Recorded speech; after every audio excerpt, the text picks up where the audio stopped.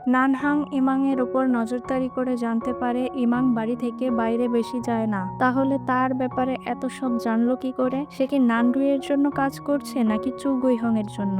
এরপর নানহাং সারা জীবনের জন্য ইমাংয়ের মুখ বন্ধ করার সিদ্ধান্ত নেয়, কারণ সে এসব সুপার ন্যাচারাল জিনিসে বিশ্বাস করে না, আর ইমাং ভবিষ্যতে তার জন্য বিপদের কারণ হতে পারে।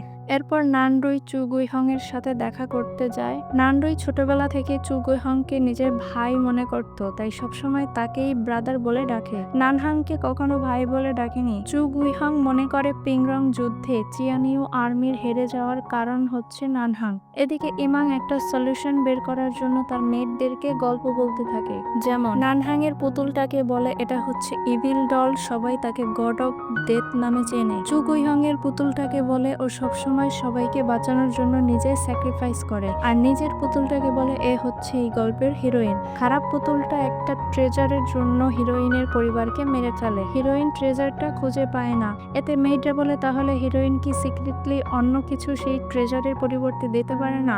ইমাং এতে আইডিয়া পেয়ে যায়, যেহেতু ওয়েপন ফোর্জিং মেথড কেউ আগে কখনো দেখেনি, তাহলে সে কিছু একটা লিখে দিলে কেউ কিছু বুঝবে না। তারপর ইমাং বসে পড়ে ওয়েপন ফোর্জিং মেথড লিখতে, কিন্তু লেখার জন্য কিছুই ভেবে পায় না। তাই নানহাং এর হাত থেকে বাঁচার জন্য ইমাং বাড়ি থেকে পালিয়ে যাওয়ার সিদ্ধান্ত নেয়, কিন্তু পালানোর আগেই চু গুইহং তাকে কিডন্যাপ করে নিয়ে যায়। নানহাং এর কাছে চু গুইহং এর জেল থেকে পালানোর খবর এলে সে দুষ্টু হাসি দিয়ে বলে মারার জন্য প্রস্তুতি নাও। এতে আমরা বুঝতে পারি এসব আসলে নানহাং এর প্ল্যান, এক ড্রিলে দুই পাখি মারার। এদিকে ইমাং চু গুইহং এর কাছে ওয়েপন ফোর্জিং মেথডের কথা জিজ্ঞেস করে। এতে চু গুইহং ইমাং এর দিকে তলোয়ার ধরে আর বলে তুমি ইমাং হতেই পারো না, কারণ ইমাং কখনো নানহাং এর সাথে হাত মিলাবে না। চিয়ানিউ আর্মির ওয়েপন ফোর্জিং মেথড কখনোই নানহাং এর মতো খারাপ লোককে দেবে না। এতে ইমাং বুঝতে পারে সেকেন্ড মেল লিড অনেক স্মার্ট। তখন নিজেকে শান্ত করে সে বলে আমি তোমাকে যুদ্ধে যাওয়ার আগে একটি পাউচ দিয়েছিলাম।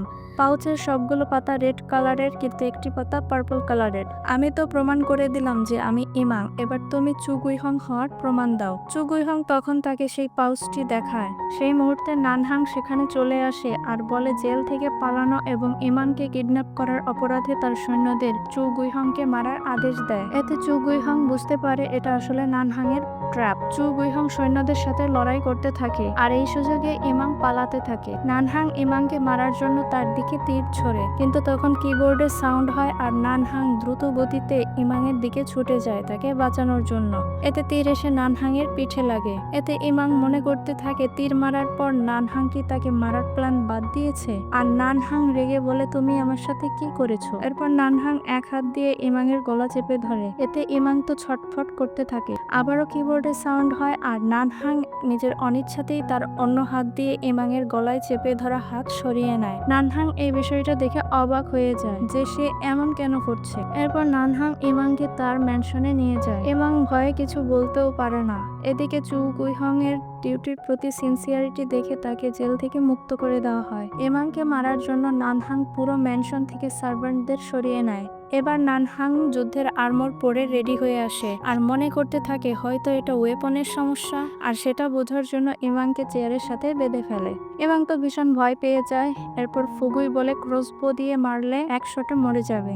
এতে নানহাং বলে ও তো সাধারণ একজন নারী, এটা একটু বেশিই হয়ে যাবে। এরপর ইমাংকে ভয় দেখানোর জন্য একটা ওয়েপন ইমাং এর দিকে ছুড়ে মারে, আবার সময় মতো ফিরিয়েও নেয়। এতে ইমাং বলে আমাকে না মারলে আমি তোমার জন্য কাজ করতে পারি। নানহাং বলে তোমার এখানে থাকাই হচ্ছে আমার জন্য সবচেয়ে গুরুত্বপূর্ণ ব্যাপার। ইমাং সুযোগ বুঝে তার হাতের বাঁধন খুলে পালানোর চেষ্টা করে, আর এটা দেখে নানহাং তার দিকে শুরিকেন ছুড়ে মারে। কিন্তু ওই যে কিবোর্ডে সাউন্ড হয় আর নানহাং ইমাং এর সামনে এসে দাঁড়ায়, আর সবগুলো শুরিকেন নানহাং এর পিঠে এসে লাগে। তখন তারা দুজনেই অবাক হয়ে যায়, বিশেষ করে নানহাং, যে এটা কি হলো। নানহাং এবার ফুগুইকে বলে খাবারে পয়জন মেশাতে, আর বলে যে খেয়াল রেখো যাতে পয়জন ডেডলি না হয়। এরপর বিভিন্ন রং বেরঙের খাবার দেখে ইমাং বলে যদি পয়জন দেওয়ারই হয় তাহলে একটু সুন্দর করে প্রেজেন্ট করলেই তো হয়। এগুলো দেখলেই যে কেউ বুঝে যাবে এতে পয়জন মেশানো আছে, এগুলো খাওয়া তো দূরের কথা কেউ ছোবেও না। এতে নানহাং বলে এই খাবার না খেয়ে তুমি কোথাও যেতে পারবে না। ইমাং সেখান থেকে পালানোর চেষ্টা করলে ফুগুই তাকে ধরে ফেলে, আর নানহাং তাকে খাবার খাওয়ানোর চেষ্টা করে,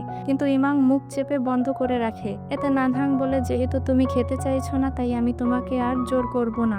ইমাং তখন নানহাংকে ধন্যবাদ দেওয়ার জন্য মুখ খোলে। এই সুযোগটা কাজে লাগিয়ে নানহাং ইমাংয়ের মুখ চেপে ধরে খাবার খাওয়ানোর জন্য। যেই খাবার খাওয়াতে যাবে ঠিক তখন কিবোর্ডের সাউন্ডের কারণে খাবার সে নিজেই নিজের মুখে ঢুকিয়ে দেয়। নানহাং এর তো অবস্থা খারাপ হয়ে যায়। এরপর ফুগুই নানহাংকে অ্যান্টিডোট দেয় আর বলে এসব ছেড়ে দিন, না হলে ইমাংয়ের আর কিছু হোক বা না হোক আমাদের কিন্তু অনেক কিছু হয়ে যাবে। এতে নানহাং রেগে বলে ইমাংকে সে ছাড়বে না। এরপর নানহাং নিজের হাত পা চেইন দিয়ে বেঁধে রাখে, এমনকি নিজের রুমও সিল করে দেয়। ফুগুই তখন ইমাংকে ধাক্কা দিয়ে পুকুরে ফেলে দেয়। প্রতিবারের মতো এবারও নানহাং ইমাংকে বাঁচানোর জন্য যাওয়ার চেষ্টা করতে থাকে। এদিকে ইমাংয়ের দম ফুরিয়ে যায় আর সে অজ্ঞান হয়ে যায়। চেষ্টা করার পর নানহাংয়ের বডি থেমে যায়। এতে নানহাং অনেক খুশি হয়, বাট পর মুহূর্তেই কিবোর্ডে সাউন্ড হয় আর সে সবকিছু ভেঙে বেরিয়ে যায়। জলে ঝাঁপ দেয় ইমাংকে বাঁচানোর জন্য। এরপর নানহাং ইমাংকে কিস করে তাকে অক্সিজেন দেওয়ার জন্য। ইমাংয়ের জ্ঞান ফিরলে ইমাং নানহাংকে ধাক্কা দিয়ে তার থেকে দূরে সরে আসে। এরপর নানহাংয়েরও দম ফুরিয়ে যায় আর সে জলে ডুবে যায়। আর ইমাং সাঁতার কেটে জলের উপরে উঠে আসে। ইমাংকে জলের উপরে দেখে পুগুই বলে প্রিন্স কোথায়। এরপর পুগুই জলে ঝাঁপ দেয় প্রিন্সকে বাঁচানোর জন্য। এতে ইমাং অনেক খুশি হয় আর বলতে থাকে আমার সাথে লাগতে আসলে এরকমই হবে। এরপর রাতের বেলা ফুগুই ইমাংকে ম্যানশন থেকে বাইরে বের করে দেয় আর বলে আজকে যা হয়েছে এর জন্য তোমাকে দায়ী করব না, শুধু এই ব্যাপারটা যেন বাইরে না যায়। ওইদিকে বেচারা নানহাং ভ্যাবাচেকা খেয়ে বসে আছে। ভাই, নানহাংয়ের মুখটা দেখার মতো ছিল।